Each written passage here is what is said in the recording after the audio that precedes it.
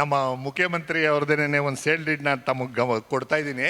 ಇದು ಸರ್ ಇವ್ರದ್ದಿಗೆ ರೈತರುಗಳಿಗೆ ಹೆಂಗೆ ಭೂಮಿನ ಅಲಾಟ್ ಮಾಡಿಬಿಟ್ಟು ಕಿಕ್ ಬ್ಯಾಕ್ ತಗೊಳ್ತಾರೆ ಅನ್ನೋದ್ರ ಇದು ದಾಖಲೆ ವಿವರ ಮಾಡ್ತೀನಿ. ಇದರಲ್ಲಿ ಸರ್ ಮೇಡಮ್ಮು ಭೂಮಿ ಕಳ್ಕೊಂಡಿದ್ದಾರಂತೆ.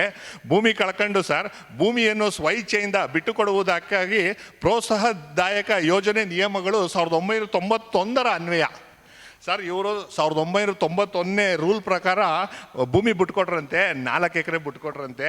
1991 ಆ್ಯಕ್ಟ್ ಏನು ಹೇಳ್ತದೆ ಸರ್, ಯಾರ್ಯಾರಿಗೆ ಎಷ್ಟೆಷ್ಟು ಕೊಡ್ಬೇಕಂತೇಳಿ ಸ್ಪಷ್ಟವಾಗಿ ಕೂಡ ಆ್ಯಕ್ಟ್ ಏನೇನು ಹೇಳ್ತದೆ ಸರ್. ಅರ್ಧ ಎಕರೆಯಿಂದ 1 ಎಕರೆ ಬಿಟ್ಕೊಟ್ರೆ 30-40 ನಿವೇಶನ, 1 ಎಕರೆ ಬಿಟ್ಕೊಟ್ರೆ 30-40 ನಿವೇಶನ, 1 ಎಕರೆ ಮೀರಿದ್ದು 2 ಎಕರೆ ಒಳಗಡೆ ಬಿಟ್ಕೊಟ್ರೆ 40-60 ನಿವೇಶನ, 3 ಎಕರೆಯಿಂದ 4 ಎಕರೆ ಬಿಟ್ಕೊಟ್ರೆ 40-60 2 ನಿವೇಶನಗಳು.